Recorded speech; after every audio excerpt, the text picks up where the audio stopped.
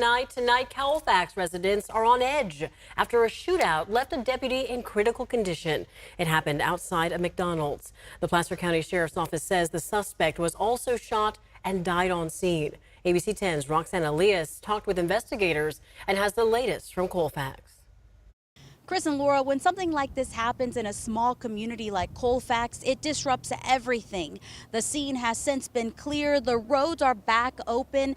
Businesses are back up and running, but not before leaving an entire community in shock. I came into work this morning, didn't think that, they were going to have everything shut down.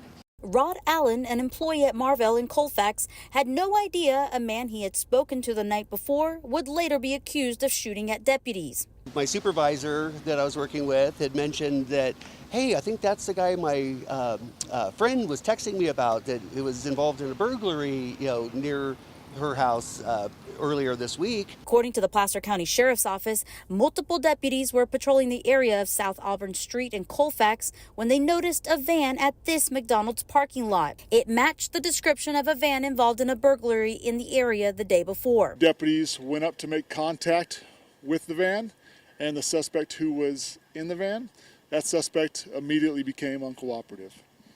At some point in time during this contact, the suspect began firing at deputies. Deputies returned fire, and during the exchange, a deputy was hit.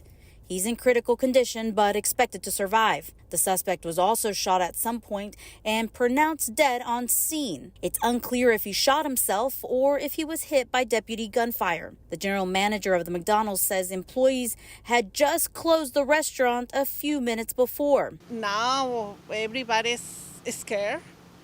Everybody called me and say they really don't want to come in and close again because we don't know what happened. That same day around noon, another separate incident also shut down the same area.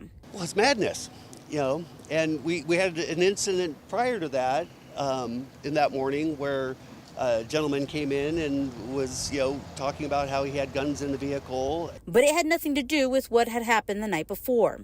The McDonald's general manager says she's not chancing it with her employees. She's asking them to leave in groups once they close up at night. Because the safety is first for my employees. The Placer County Sheriff's Office says they expect the investigation to be a long and thorough one, just to look at all the details. They say thankfully no one else was injured here because it happened at night. Chris, Laura, back to you in studio. Roxanne Elias, thank you.